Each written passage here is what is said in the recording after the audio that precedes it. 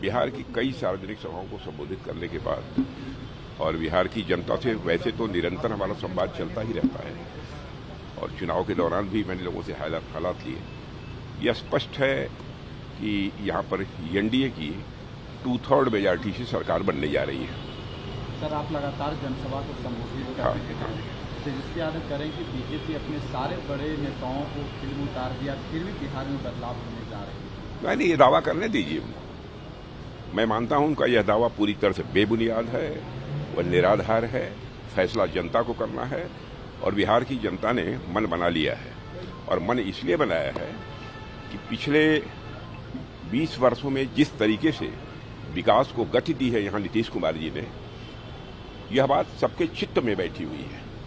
सब लोग ये मानते हैं कि अराजकता और जंगल राज की स्थिति से किसी ने अब तक काफी हद तक उबारा है इस बिहार को, तो नीतीश कुमार ने उबारा है, एनडीए की सरकार ने उबारा है।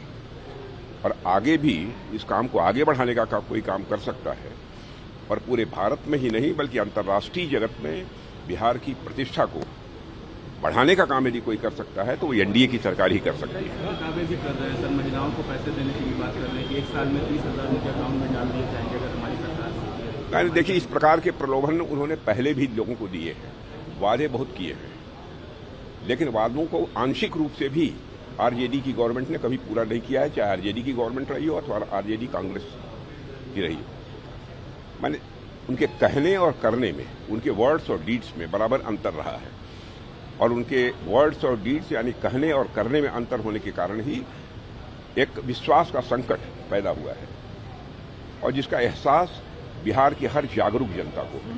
क्योंकि राजनीतिक दृष्टि से मैंने देखा है कि बिहार की जनता बहुत ही जागरूक है और बहुत ही सोच समझकर फैसला करेगी और यहाँ पर 2/3 क्लियर मेजॉरिटी के साथ, 2/3 मेजॉरिटी के साथ यहाँ पर एनडीए की गवर्नमेंट बनेगी। राहुल गांधी की महागठबंधन की सरकार बन रही है और भारतीय जनता पार्टी लगातार वोट चोरी करने का काम कर रही है।